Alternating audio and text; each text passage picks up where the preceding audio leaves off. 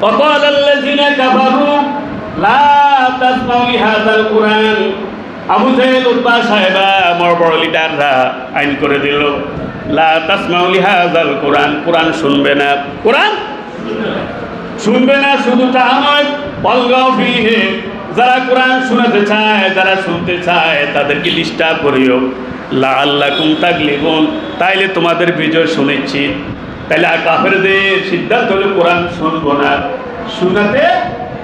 শুনতে দেব না শোনাতে দেব না এতে করে আমাদের কাফের যারা আছে আমাদের বিজয় নিচ্ছি এই ধারণা বিশ্বাস কার কোরআন শুনতে বাধা দিলে শোনাতে বাধা দিলে বিজয় শুনেছি এই বিশ্বাস কাদের কাফেরদের আমরা বলেন চাই এই যে আজ যখন হয়ে গেল মুহাম্মদের কাছে গিয়ে কোরআন শোনা যাবে না মুহাম্মদের কোরআন যেখানে শুনে সেখানে ডিস্টার্ব করবে এতে কি কাফের দিচ্ছে না মুহাম্মদ দিচ্ছে সুবহানাল্লাহ তাহলে কোরআনে বাধা দিলে জিতবে এই ধারণা তারা করবে তারাই হারবে তো কথা বলে না কেন তারাই কি হারবে ওয়াকাল আল্লাযিনা কাফারু লা তাসমাউ লিহাযাল কুরআন কুরআন শুনবে না ওয়ালগাউ ফিহি বাধা দেবে কি দিবে সেখানে হই হাল্লা করবে বাধা দেবে ওয়াসারাফি খারাবিহা পরিবেশটা নষ্ট করে দেবে এটা এই সিদ্ধান্ত হলো কাফেরদের কাদের কোন ইমানদার মুসলমান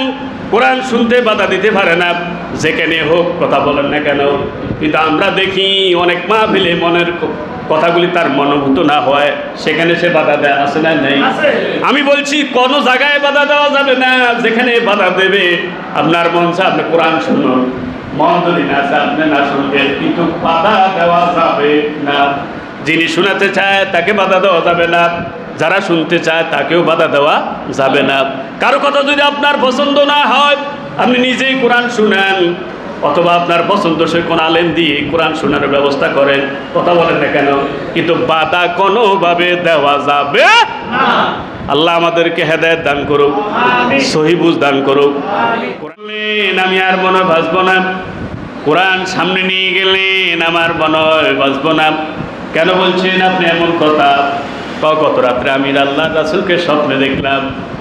রাসূলকে স্বপ্নে দেখলাম আবু বকরকে স্বপ্নে দেখলাম আমি ওমরকে স্বপ্নে দেখলাম স্বপ্নের ভিতরে আল্লাহ রাসূল বললেন ও ওসমান আগামীকাল সকালবেলা আমাদের সাথে নাস্তা করবে আমার মনে হয় আমি আর নাই হযরত ওসমান রাদিয়াল্লাহু তাআলা জীবিত অবস্থা পায়জামা পরে নেই কিন্তু শহীদ হওয়ার পর মুহূর্তে তিনি পায়জামা পরলেন লুঙ্গিটা খুলে পায়জামা পরলেন পায়জামা এই জন্য পরলেন যখন কাফের বেঈমানেরা যখন দুশ্মনেরা তাকে আঘাত করবে আঘাত অবস্থা লুঙ্গিটা ঠিক থাকতেও তো পারে নাও পারে এই জন্য নিজে পায়জামাটা ভালো করে টাইট করে বেঁধে নিলেন আল্লাহু আকবার কোরআন তেলাওয়াত অবস্থা তারা শহীদ করা হয়েছে এই জন্য ভালো ভালো মানুষগুলিকে তাদেরকে মেরে ফেলা হবে এটা এখন নয় এটা অতীত থেকে ষড়যন্ত্র আছে না নেই আল্লাহ রাসূলকে মারার জন্য সে ষড়যন্ত্র হয়েছে আল্লাহ রাসূল নামাজে দাঁড়িয়ে গেলেন প্রথমে তাকে ষড়যন্ত্র করা হয়েছে উটের নাড়ি বুড়ি চাপিয়ে তাকে মেরে ফেলা হবে উটের নাড়ি বুড়িগুলি চাপিয়ে দিলেন সেখান থেকে বাঁচাইলেন কি আলাম নাশরাহ লাকা সাদরাক বলেন না আলাম নাশরাহ লাকা সাদরাক ওয়া ওয়াদানা আনকা ওযরাক আল্লাযী আনকাদা যহরাক হাবিব তারা আপনার পিঠটাকে তারা জমিনের সাথে মিশিয়ে দিতে চেয়েছে আমি আল্লাহ আপনার থেকে সেখান থেকে বাঁচাইলাম মেয়ের কানের মধ্যে খবর চলে গেল ফাতেমা দৌড়ে আসলেন বাবার কাছ থেকে সেটা সরালেন আল্লাহু আকবার এরপরে আল্লাহ রাসূলকে গলার মধ্যে কাপড় ফাঁসাইয়া রশি ফাঁসাইয়া গলায় ফাঁস দিয়ে মারতে চেয়েছেন আল্লাহ সেখানেও বাঁচাইছেন কি আবু বকর রাদিয়াল্লাহু তাআলা দৌড়ে আসলেন দৌড়ে আসে ওই কাফের বেঈমানটাকে তার ধাক্কা দিয়ে ফেলে দিলেন ফেলে বললেন আতাকতুলুনা রাজুলান আইয়াকুলা রাব্বি আল্লাহ তোমরা এমন এক ব্যক্তিকে হত্যা করতে যাচ্ছ যার কোনো অপরাধ নাই সে বলে আল্লাহ আমার রব আল্লাহ আমার সব আবু জেহেল নেতা কর্মীদেরকে বলছে তোমরা কি দেখো মুহাম্মদ রে কখনো সে জমিনের মধ্যে কোপালটা লাগায় দেখছি তো যদি সে আর একবার যদি জমিনের মধ্যে কোপালটা লাগায়, তাইলে আমি তার কোপালটা জমিনের সাথে মিশিয়ে দেব, তার গাটা মিশিয়ে দেব। এই কথা বলে বিশাল এক পাথর নিলেন। মুসলিম শরীফের হাদিস ৭,২৪৩ নম্বর হাদিস এবং ২,৭৯৭ নম্বর হাদিস। দুইটা হাদিসে হাদিসটা আছে, আবু জেহেল পাথর নিয়ে গেলেন। মোহাম্মদ যখন সেজদা যাবে তখন তারে পাথর দিয়ে কি করা হবে? পিষিয়ে দেওয়া হবে, জমিনের সাথে মিশিয়ে দেওয়া হবে। নামাজ অবস্থা তারে শহীদ করা হবে। আল্লাহু আকবার, আল্লাহু আকবার। আল্লাহ কি কয়? আল্লাহু আকবার। আরাইতাল্লাযী ইয়ানহা আবদান ইযা সাল্লা, আরাইতাল্লাযী ইয়ানহা আবদান ইযা সাল্লা। কজে নামাজ পড়তে বাধা দেয়, এরকম লোকটারে কি তোমরা দেখছনি? আরাইতাল্লাযী ইয়ানহা আবদান ইযা সাল্লা। যখন আমার বান্দা মুহাম্মদ যখন নামাজ পড়ে সে কি দেয়? কি দেয়? আলাম ইয়ালাম বিআন্নাল্লাহ ইয়ারা। কথার কি বিশ্বাস হয় না? সে কি দেখে না? আল্লাহ একজন দেখে। কে দেখে? সে যে অত্যাচার করার জন্য মারার জন্য যাচ্ছে, আর কেউ না দেখলে দেখে কি? সে যে নামাজে বাধা দেয় সে মনে করলো কেউ দেখে না, কিন্তু দেখে কি? আল্লাহ লাইল্লাম ইয়ান্তাহি লানাসফারাম বিন্নাসিয়াত। যদি সে এখান থেকে বিরত না হয়, মোহাম্মদ রে পাথর মেরে শেষ করে দেবে, এই সিদ্ধান্ত থেকে যদি সে পিছপা না হয়, লানাসফারাম বিন্নাসিয়াত, আমি তার সামনের চুলগুলি ধরে তার হেসকা টান দেব। কে কর? কে কর? নাসিয়াতিন কাযিবাতিন খাতিয়া, নাসিয়াতিন কাযিবাতিন খাতিয়া। সে হলো পাপী, সে হলো চরম মিথ্যাবাদী। তার চুলগুলি দিয়ে, সামনের চুলগুলি টেন দিয়ে, হেসকা টান দিয়ে আমি তারা জাহান্নামে নিক্ষেপ করব। ফালিয়াদুর না দিয়া, সে এখন ডাকুক ডাকুক, তার নেতাকর্মী কি আছে তারে বাঁচাবে? আছে। আল্লাহ চ্যালেঞ্জ দিচ্ছেন, ফালিয়াদুর না দিয়া, মক্কার মধ্যে কোন শক্তি আছে তারে বাঁচাবে? তার কোন নেতা কর্মী আছে, কোন পাওয়ার আছে তারে বাঁচাবে? আমি দেখতে চাই। সানাদুর জাবানিয়া, আমি জাবানিয়া থেকে ডাকবো। জাহান্নামে 19 জন ফেরেশতা, তাদের কোনো হৃদয় নেই। কি নেই? তারা কঠোর হৃদয়ের অধিকারী। কথাদেরকে আমি ডাকবো, তাদেরকে কি করবো? যদি সে বিরত না হয় তার খবর আছে। কি আছে? আবু জেহেল সামনে যাক, রাসূলকে পাথর মেরে পিষে দেবে। কি করে দেবে? এরপরে এখন দেখে বিশাল একটা আগুন। বিশাল কি? আগুনের একটা কুণ্ডলী। ওই আগুনের ভিতরে ডানা বিশিষ্ট, ফাঁকা বিশিষ্ট কিছু কেন দেখা যায়।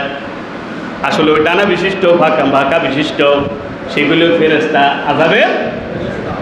আল্লাহ নবী কয় লাউ দানা মিন্নি, লাউ দানা মিন্নি লাখতাফাতুল মালায়েকা উদওয়ান উদওয়ান। যদি ফেরেশতা দিয়ে সে একটু যদি মুহাম্মদের কাছাকাছি হয়ে যায়, নবী বলছেন আমার কাছাকাছি যদি আবু জেহেল হয়ে যায়, ফেরেশতা তার টুকরো টুকরো করে ফেলতো। কিন্তু সে কি দেয়? কাছে যায় নাই। বিশাল আগুন দেখলেন। নেতা কর্মীরা কো আপনি পিছনে ফেললেন কেন? কয় এরকম আগুন আমি আর দেখি নাই। আগুনের মধ্যে দেখি ডানাওয়ালা মানুষ। কি মানুষ? ডানাওয়ালা মানুষ। এরকম মানুষ আমি আর দেখি নাই।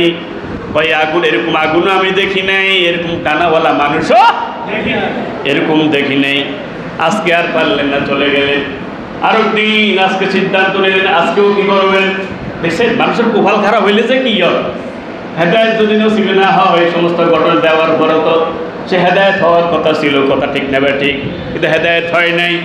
আজকেও সিদ্ধান্ত নিল, আজকে আরো দিন আজকেও নবীরে মেরে ফেলবে। নবীরে কি করবেন? মেরে ফেলবেন। যখন সিদ্ধান্ত চলে যাবে তখন পাথর দিয়ে পিষে দেবে, জমিনের সাথে মিশাইয়া দেবে। জমিনের সাথে কি? এখন আজকে যাওয়ার পরে এরপরে আমার ভাইয়েরা আবার পিছনে হয়ে গেল। আবার কি? নেতা কর্মীরা জিজ্ঞাসা করেন কেন আজকে পিছল হয়ে গেলে? আমি একটা ষাঁড় দেখলাম। ওয়াল্লাহি মা রাআইতু মিসলা হাম্মাতিহি ওয়ালা কাসরাতিহি ওয়ালা নিয়াবিহি। আল্লাহর কসম করে বলি। কে কর? আবু জেহেল। তাইলে আবু জেহেলরা আল্লাহ আছে এটা বিশ্বাস করতো, যদি অন্যগুলোর পূজা করতো। কথা বলে না কেন? আল্লাহর কসম করি বলি আমি জীবনে বহু ষাঁড় দেখলাম, এরকম ষাঁড় দেখে নাই। জীবনের ষাঁড়ের মাথা দেখলাম, এরকম মাথাওয়ালা ষাঁড় দেখি নেই। জীবনের ষাঁড়ের কাঁধ দেখলাম, এরকম কাঁধ বিশাল কাঁধওয়ালা ষাঁড় দেখি নেই। জীবনের বহু ষাঁড়ের দাঁত দেখেছি, কিন্তু এরকম ভয়ঙ্কর দাঁতওয়ালা ষাঁড় আমি দেখি নাই।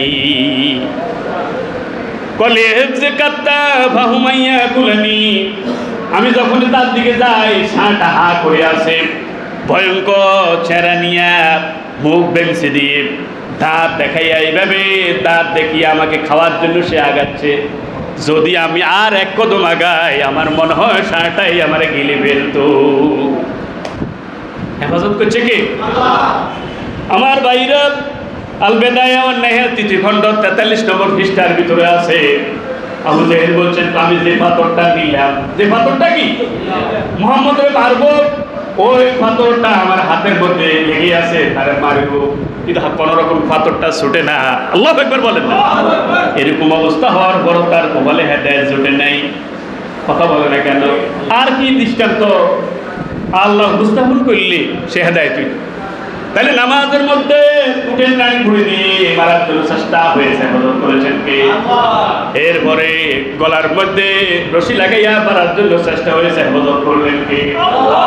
পাথর মেরে মারার জন্য চেষ্টা হলো, হেফাজত করলেন কে? আমার ভাইরা, এরপরে আবু লাহাবের স্ত্রী উম্মে জামিলা বিশাল এক পাথর নিয়ে যাচ্ছেন, যে আজকে মুহাম্মদের পামর সাথে সাথে শেষ করে দেব। সাথে সাথে কি করব? আবু বকর রাদিয়াল্লাহু তাআলা কাবার সামনে বসা, ইয়া রাসূলুল্লাহ, হাবিবাল্লাহ, যে পাথর উম্মে জামিলা নিয়ে আসতেছেন, এই পাথর যদি আপনাকে মারে, আপনাকে আর বাঁচানো যাবে না।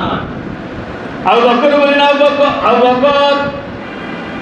আবু বকরকে আল্লাহ রাসূল বলেন, আবু বকর শোনো, সে আমারে দেখবে না। আল্লাহু আকবার বলেন। সে আমারে কি? ওয়াজআলনা মিন বাইনি আইদিহিম সাদ্দা। যারা পারেন বলেন না, ওয়াজআলনা মিন বাইনি আইদিহিম সাদ্দা ওয়া মিন খালফিহিম সাদ্দান ফাগশাইনাহুম ফাহুম লা ইউবসিরুন। আল্লাহ উম্মে জামিলার সামনে পর্দা ঢেলে দিলেন, পিছনে পর্দা ঢেলে দিলেন। নবীরে দেখে না। আল্লাহু আকবার। কতক্ষণ বললেন নবী কোথায়? আবু বকর জিজ্ঞাসা করা, মাইনা মুহাম্মদ, মুহাম্মদ কোথায়? মুহাম্মদ কোথায়? মুহাম্মদ তো তোমার সামনে আছে, তো আমি তো দেখি না। আল্লাহু আকবার বলেন। কতক্ষণ ঘুরে গারে না দেখে সে আজকে বেঁচে গেল, সামনে আর বাঁচার সুযোগ নাই। বাঁচালেন কি? সবাই বলেন, বাঁচালেন কি? নামাজ পড়তে বাধা দিলেন, সেখানেও বাঁচালেন কি? আল্লাহর সাথে সাথে আয়াত নাযিল করলেন, ওমান আযলামু মিম্মান মানা মাসাজিদাল্লাহ। তার চেয়ে বড় জালিম কে? যে মসজিদে নামাজ পড়তে বাধা দেয়, যে জিকির করতে বাধা দেয়, কোরআন তেলাওয়াত করতে বাধা দেয়, কোরআন শুনতে বাধা দেয়, কোরআন শোনাতে বাধা দেয়, এরকম মানুষ আছে না নেই? তাদেরকে জালিম বলেছেন কে? কে বলেছেন? কে? যারা নামাজ পড়তে বাধা দেয়, মসজিদে নামাজ পড়তে বাধা দেয়, তারা ছোট জালিম না বড় জালিম? কোরআনের আলোচনা শুনতে যারা বাধা দেয়, তারা ছোট জালিম না বড় জালিম? এটা আমি ফতুয়া আমি দিয়েছি না আল্লাহ দিয়েছি? এটা মোল্লার ফতুয়া না আল্লাহর ফতুয়া? ওসারা ভিখারা বিহা ডিস্টার্ব করতে চায়, তাইলে যারা কোরআন শুনতে চায়, যারা কোরআন শুনাতে চায়, সেখানে বাধা দেওয়া যাবে না। যারাই বাধা দেবে, তারা বড় জালিমের খাতায় নিজের নামটা লেখাবে। আল্লাহ হেদায়েত দান করুক, আমিন বলেন। ওয়াকালাল্লাযিনা কাফারু লা তাসমাউ লিহাযাল কুরআন। আবু জাহেল, উতবা সাহেবা, বড় লিডাররা আইন করে দিল, লা তাসমাউ লিহাযাল কুরআন, কোরআন শুনবে না, কোরআন শুনবে না। শুধু তা নয়, ওয়ালগাউ ফীহি, যারা কোরআন শোনাতে চায়, যারা শুনতে চায়, তাদেরকে ডিস্টার্ব করিও। লাআল্লাকুম তাগলিবুন, তাইলে তোমাদের বিজয় সুনিশ্চিত। তাইলে কাফেরদের সিদ্ধান্ত হলো কোরআন শুনবো না, শুনতে দেব না, শোনাতে দেব না। এতে করে আমাদের কাফের যারা আছে, আমাদের বিজয় নিশ্চিত। এই ধারণা বিশ্বাস কার? কোরআন শুনতে বাধা দিলে, শোনাতে বাধা দিলে বিজয় সুনিশ্চিত, এই বিশ্বাস কাদের? কাফেরদের। আমার বলেন চাই, এই যে আজ যখন হয়ে গেল, মুহাম্মদের কাছে গিয়ে কোরআন শোনা যাবে না, মুহাম্মদের কোরআন যেখানে শুনে সেখানে ডিস্টার্ব করবে। এতে কি কাফের জিতছে না মোহাম্মদ জিতছে? সুবহানাল্লাহ। তাহলে কোরআনে বাধা দিলে জিতবে এই ধারণা তারা করবে, তারাই হারবে। তো কথা বলে না কেন? তারাই কি হারবে? ওয়াকাল আল্লাযিনা কাফারু লা তাসমাউ লিহাযাল কুরআন, কুরআন শুনবে না, ওয়ালগাউ ফিহি, বাধা দেবে। কি দিবে? সেখানে হই হাল্লা করবে, বাধা দেবে, ওয়াসারা ফি খারাবিহা, পরিবেশটা নষ্ট করে দেবে। এটা এই সিদ্ধান্ত হলো কাফেরদের। কাদের? কোন ইমানদার মুসলমান কোরআন শুনতে বাধা দিতে পারে না, যেখানে হোক। কথা বলেন না কেন? কিন্তু আমরা দেখি অনেক মাহফিলে মনের কথাগুলি তার মনোভূত না হয়, সেখানে সে বাধা দেয়। আছে না নেই? আমি বলছি কোন জায়গায় বাধা দেওয়া যাবে না। যেখানে বাধা দেবে আপনার মন চায় আপনি কোরআন শুনুন, মন যদি না চায় আপনি না শুনবেন, কিন্তু বাধা দেওয়া যাবে না। যিনি শোনাতে চায় তাকে বাধা দেওয়া যাবে না, যারা শুনতে চায় তাকেও বাধা দেওয়া যাবে না। কারো কথা যদি আপনার পছন্দ না হয় আপনি নিজেই কোরআন শুনেন, অথবা আপনার পছন্দসই কোন আলেম দিয়ে কোরআন শোনার ব্যবস্থা করেন। কথা বলেন না কেন? কিন্তু বাধা কোনোভাবে দেওয়া যাবে না। আল্লাহ আমাদেরকে হেদায়েত দান করুক, সহি বুঝ দান করুক। কোরআনের আলোচনা শুনলে সবার মনটা ভালো লাগবে এমনটা নয়। ওষুধের অ্যাকশন আছে না নাই? রিঅ্যাকশন আছে না নাই? কোরআন শুনে কারো অ্যাকশন হবে, কারো রিঅ্যাকশন হবে। সুবহানাল্লাহ। আচ্ছা এবার বলেন, কোরআন তো আবু জাহেল শুনছে, উমরও শুনছে, এখন আবু জাহেলকে অ্যাকশন করছে না রিঅ্যাকশন করছে? হযরত ওমর কোরআন শুনলেন, অ্যাকশন না রিঅ্যাকশন? সুবহানাল্লাহ তো নাই। ওয়াইজা তুলিয়াত আলাইহিম আয়াতুহু যাদাতুহুম ঈমানা। আল্লাহু আকবার বলেন না? ওয়াইজা তুলিয়াত আলাইহিম আয়াতুহু, কোরআন শুনলে যারা ইমানদার, যারা তাদের ইমানি শক্তি বেড়ে যাবে, স্পিরিট অফ ইসলাম বেড়ে যাবে। আল্লাহু আকবার। তাকশাইরু মিনহু, তাদের পশমগুলি দাঁড়িয়ে যাবে। আল্লাহু আকবার বলেন না?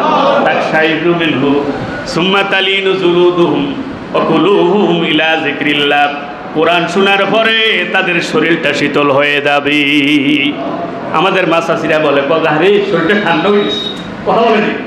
আল্লাহ কয় কোরআন যদি অ্যাকশন করে, কি করে? কোরআন যদি অ্যাকশন করে তার পশমগুলি দাঁড়িয়ে যাবে। ওয়াজিলাত কুলুবুহুম, অন্তরাত্মাটা কেঁপে উঠবে, শরীরের পশমগুলি দাঁড়িয়ে যাবে, শরীরটা ঠান্ডা হয়ে যাবে। এটা হলো অ্যাকশন। এটা কি? আর রিঅ্যাকশনটা কি? ওয়াইজা তুতলা আলাইহিম আয়াতুনা বাইয়িনাত তারিফু ফি উজুহিল লাযিনা কাফারুল মুনকার, সূরা হজ আয়াত নম্বর ৭১। কয় যখন কোরআন শোনাবে কাফের হবে, কিছু কিছু কাফের আছে তাদের চেহারার মধ্যে অসন্তুষ্টি ভাব দেখা দেবে, তাদের সুন্দর চেহারাটা কালো হয়ে যাবে। আছে না নেই? ওয়াইজা তুতলা আলাইহিম আয়াতুনা বাইয়িনাত তারিফু ফি উজুহিল লাযিনা কাফারুল মুনকার, তাদের চেহারার দিকে দেখবেন তাদের চেহারার মধ্যে অসন্তুষ্টি ভাব, অসন্তুষ্টি ইয়াকাদুনা ইয়াসতুনা, অসন্তুষ্টি ভাব যখন দেখা দেবে তারা ষড়যন্ত্র করবে। যারা কোরআন শোনাতে চায় তাকেও ডিস্টার্ব করবে, যারা শুনতে চায় তাকেও ডিস্টার্ব করবে। আমার কথা না আল্লাহর কথা? এবার বলেন, আল্লাহ এই কথাটা বলছেন কাফেরদের ব্যাপারে। কাফের যদি কোরআন শুনে, কিছু কিছু কাফেরের ব্যাপারে তাদের চেহারা কালো হয়ে যাবে, অসন্তুষ্টি ভাব দেখা দেবে। এখন কোনো মুসলমান যদি কোরআন শুনে তার চেহারা যদি অসন্তুষ্টি ভাব দেখা দেয়, সুন্দর চেহারাটা যদি কালো হয়ে যায়, বুঝতে হবে তার নামটা ইমানদারের খাতায় না কাফেরের খাতা। আল্লাহ হেদায়েত দান করুক। এরপর আল্লাহ রাসূলকে মারার জন্য চেষ্টা হয়েছে। আল্লাহু আকবার। বিষ মিশিয়ে হত্যা করতে চেয়েছেন।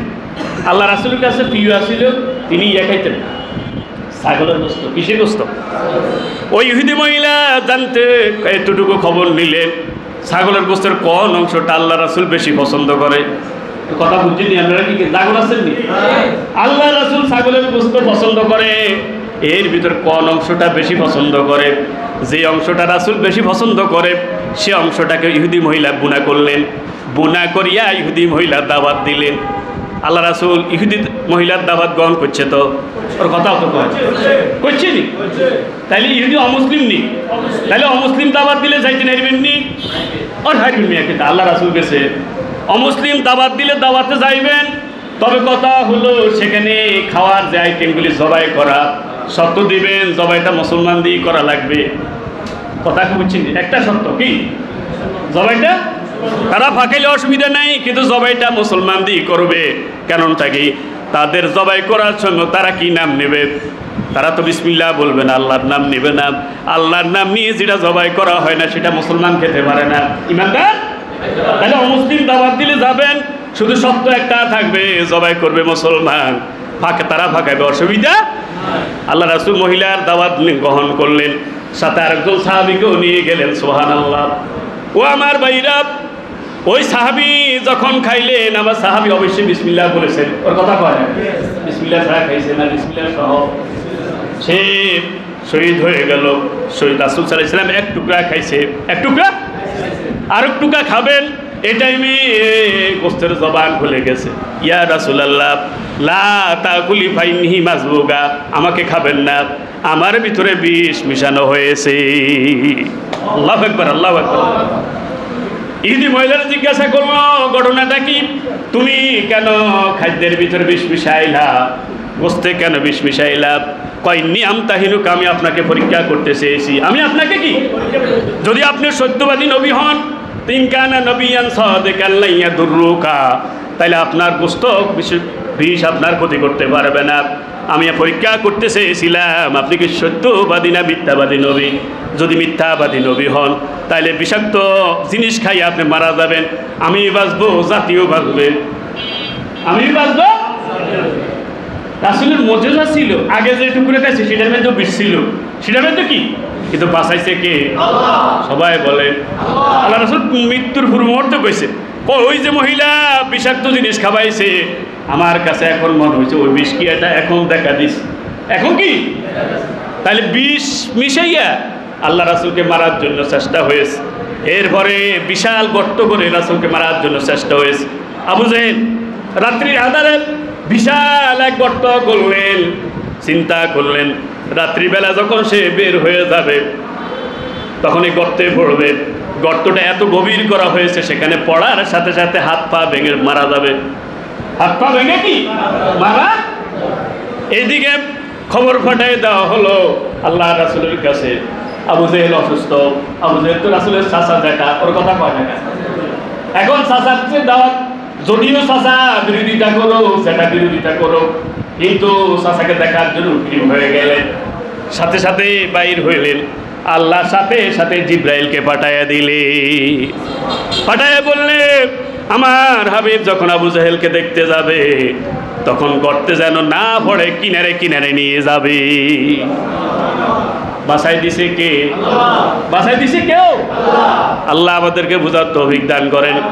এই ঘটনার ভিতরে আমি দেখলাম আবু জেহেল একেবারেই যখন মুহাম্মদ সাল্লাল্লাহু আলাইহি ওয়াসাল্লাম তার ঘরে চলে গেল, গর্তের মধ্যে পড়লো না। গর্তের মধ্যে কি, নিজে আজীব হয়ে গেলেন, নিজের উপর ধিক্কার দিয়ে দিছেন এক লাফ, এক লাফে গর্তের ভিতরে পড়ে গেছে। গর্তের ভিতরে পড়ার সাথে সাথে জমিনের মাটিগুলি তাকে এইভাবে আটক করে ফেলছে। আল্লাহু আকবার। আল্লাহ জমিনকে লক্ষ্য করে বললেন, ইয়া আরদু খুজবি আবু জাহাল, আবু জাহেলকে ধরো। সাথে সাথে জমিন ধরে ফেলছে। অনেক চেষ্টা করলেন উঠার জন্য, উঠতে পারে না। বাতিজাকে বললেন, বাতিজা আমি তো আটক হয়ে গেছি, উঠতে পারছি না, আমার অন্যায় হয়েছে, তুমি যদি আজকে আল্লাহর কাছে কিছু বুক প্রার্থনা করে ছুটাই দাও তাহলে তোমার কালিমাটা পড়বো, তোমার দলে শামিল হয়ে যাব, তোমার আর ক্ষতি করবো না। আল্লাহর কাছে ফরিয়াদ করলেন, আল্লাহ রাসূল, আয় আল্লাহ তাআলা, আমার চাচা তো, আমার কি চাচা, যদিও আমাকে মারার জন্য গর্ত করছে, আমি একটু আপনার কাছে ফরিয়াদ করি, আল্লাহ তারা ছুটাই দেয়। দয়ার সাগর নবী দোয়া করলেন, সাথে সাথে ছুটে গেল। এখন উপরে আঠিয়া আবু জেহেল কয়, বাতিজা জমিনের উপরে তোমার জাদু দেখলাম, এখন মাটির নিচেও তোমার জাদু দেখলাম। হেদায়েত যদি নসিবে না হয়, এরকম কথা কয়, হেদায়েত নসিব না হলে কি, আবু জেহেল যদি এ সাতটাকে দ্বিখণ্ডিত করে দিতে পারো তাইলে আমি তোমার কালিমাটা পড়বো, তোমার আর বিরোধিতা করবো না। আবু জেহেল চিন্তা করলো, সাপকে দ্বিখণ্ডিত করা সহজ নয়। রাসূল সেজদা পড়ে গেলেন। সেজদা পড়ার পরে আল্লাহ এখন কি করবো, ওর টেনশনের কোনো কারণ নাই, শাহাদাত আঙ্গুল উঁচু করে ইশারা করে। আল্লাহ রাসূল চাঁদের দিকে তাকাইয়া 7 আঙ্গুল ইশারা করে এভাবে একটা দিলেন, সাথে সাথে চাঁদটা 2টা টুকরা হয়ে 2টা পাহাড়ে পড়ে গেল। আল্লাহু আকবার। এবার আবু জেহেল কয়, বাতিজা জমিনের উপর তোমার জাদু দেখলাম, এখন দেখি আকাশেও তো তোমার জাদু আছে। কোবাল ভালা না খারাপ? এত দৃষ্টান্ত দেখার পরও কোবাল নসিবে হেদায়েত জোটে না। কোরআনের ফাঁকি চলে গেছে, তার আলোচনা শুনে হাজারের উপর মুসলমান হয়ে গেল। এমন মুসলমানও আছে, তারও বিরোধিতা করা আছে না নাই? চিন্তা করল না, যার আলোচনা শুনে, কোরআন শুনে শুনে হৃদয়গ্রাহী কণ্ঠে, মধুস্রাবী কণ্ঠে, সুললিত কণ্ঠে কোরআন শুনে এতজন মুসলিম মুসলমান হয়ে গেল, সে লোকটা কতটা মাকবুল আল্লাহর কাছে। তাকে দুনিয়ার থেকে উল্টা বিদায় করে দিন। মান হাফেরা উবেরা, গর্ত করলে তুমি যদি গর্ত করো, কাকে গর্তে ফেলবে, তাইলে সে গর্তে তুমি পড়বে। এই কথা কি সত্য? কথা তো বলা যায়। লা ইলাহা ইল্লাল্লাহ,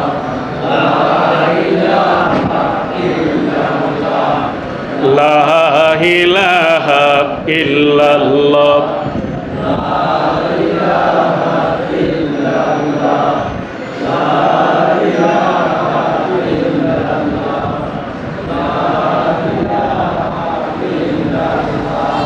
লা ইলাহা ইল্লাল্লাহ, লা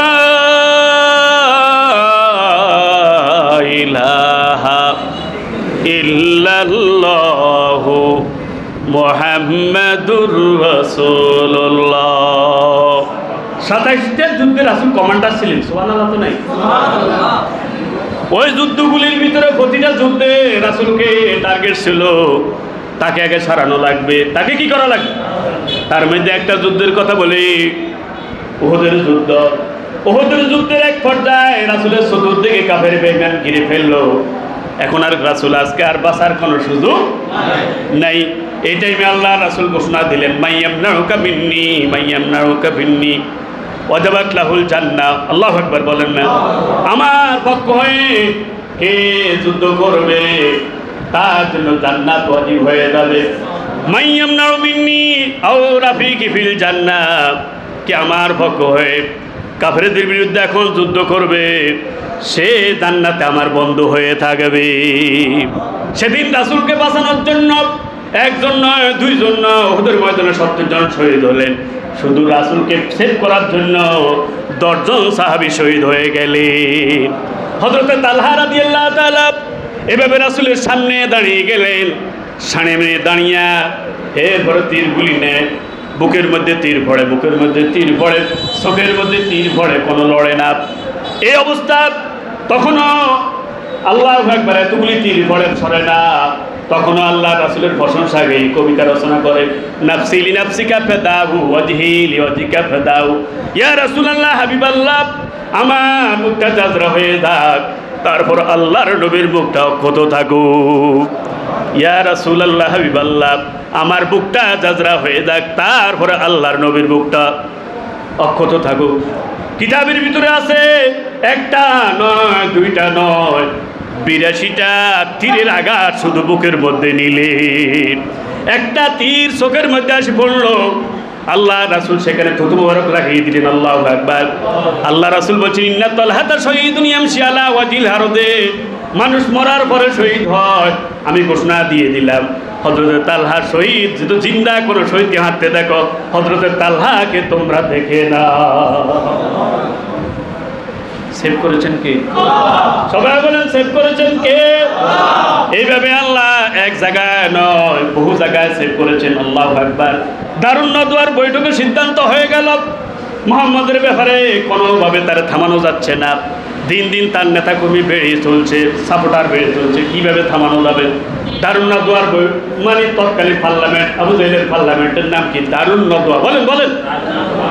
এখন পার্লামেন্টের সিদ্ধান্ত হবে মুহাম্মদের ব্যাপারে কি সিদ্ধান্ত নেওয়া যায়। সেখানের মধ্যে বুখারী শরীফে হাদিসটা আছে, মুসলিম শরীফে হাদিসটা আছে, বিশাল এক হাদিস। আমার ভাইরা, আল্লাহ রাসূল সেদিন রাসূলকে জীবন থেকে বিদায় করে দেবে, এই সিদ্ধান্ত দারুন নদওয়ার বৈঠকে নজদ থেকে বুজুর্গ সাজি, কি সাজি? কথা কয় না, আমি হাদিসের পরিবেশে যেভাবে সেভাবে বলছি। কি সাজি? অর্থাৎ যে ধরনের পোশাক আশাক পরলে লোকটারে দেখতে কি বুজুর্গ মনে হয়, এই ধরনের পোশাক পরি এই লোকটা আসি বললে সালাম দিছি, নেতাজি আপনারা সালাম। আপনি কতদিন আসছেন? আমি লজ থেকে আসছি। আমি জানি আপনাদের এখানে আজকে একটা গুরুত্বপূর্ণ সিদ্ধান্ত হবে। আমি কিছু পরামর্শ দিতে চাই। যদি পরামর্শ সভা আমাকে জায়গা দেন তাহলে আপনারাও উপকৃত হবেন, আমি নিজেকে ধন্য মনে করব। আসলে হাতে কি সাহায্য কি কি পোশাকে আশাকে বুঝুন। এখন সিদ্ধান্ত, প্রথম সিদ্ধান্ত যে তাকে আটক করা হবে। কি করা হবে? তাকে কি করা হবে?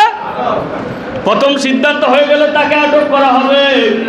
আমার ভাইরা, এবার বুজুর্গ কয় না আটক করলে লাভ হইতো না। আটক করলে কি তার যে সাপোর্টার এরা জীবন দিয়ে হইলো তাকে মুক্ত করবে। এরা জীবন দিয়ে হইলো কি শুধু মুক্ত করবে তা নয়, সে মুক্ত হয়ে উল্টা তোমাদেরকে জেলে ঢোকাবে। এখন আবু জাহেল কয় না, কথাটা কি আছে? কথাটা তাইলে আটক করা থেকে কি করলেন? সরে গেলেন। তো এখন কি করা হবে? একজন প্রস্তাব দিলেন, তাইলে ঠিক আছে, তার দেশ থেকে তাড়িয়ে দেওয়া হবে। দেশ থেকে যদি তাড়িয়ে দিই তাইলে আমরা নিরাপদে থাকতে পারবো। এখন ওই বুজুর্গ লোকটা কে শতান হাতে কয় না, এটাও আমি সাপোর্ট করি না। আপনি হাতে বিদেশে হারাই দিলেন মোহাম্মদ, তার ঋতুগাহী বক্তব্য, তার চেহারার দিকে তাকাইয়া ঋতুগাহী বক্তব্য শুনে অমুসলিম অনেকগুলি বড় বড় লিডার তার পক্ষে চলে যাবে। তখন তারা সবাই একজোট হয়ে এই দেশটার উপর হামলা করবে।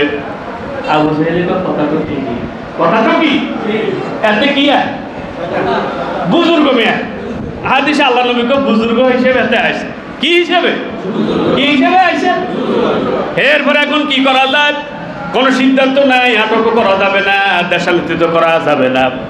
এখন ওই শয়তান বুজুর্গ লোকটা কয়েকটা পরামর্শ আমার কাছে আছে, যদি তোমাদের মনোভূত হয় তাহলে তোমরা উপকৃত হবে।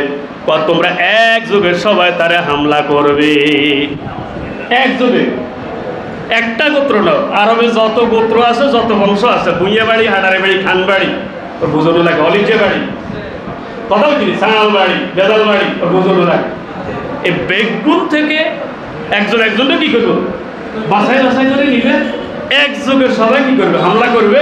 তাইলে মোহাম্মদের যে বংশধরের লোক, এই বংশের লোকেরা কি করবে সাহসাই তোলে এত লোকের বিরুদ্ধে যুদ্ধ করবে নাই। আবু জাহেল কয় না রে, আল্লাহ আঙ্গুল কি একটা বুজুর্গ এত বুজুর্গ না শতা এ ঠিক দেখবে। যখন একটা ইসলামে ঐক্য সৃষ্টি হইব তখন কিছু বুজুর্গ খাড়াই যাবে, অনেক সৃষ্টি করবে না। কথা ঠিক না ঠিক? এরকম শতান আছে, এরকম কি বুরুকুম আছে। আল্লাহ হেদায়েত দান করুক, কন্যা আমি। এরপরে সিদ্ধান্ত হয়ে গেল।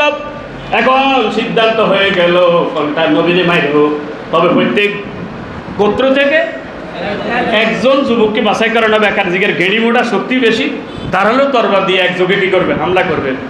আল্লাহর সাথে সাথে জিবরাইলকে পাঠাইলেন, ইয়া রাসূলুল্লাহ আমি জিবরাইল, আল্লাহ বলছে অ্যাডভান্স আপনি যে বিছানায় ঘুমান এই বিছানায় আপনি ঘুমাতে পারবেন না, অ্যাডভান্স এখন বাইরে হইতে হইব। আল্লাহু আকবার বলেন।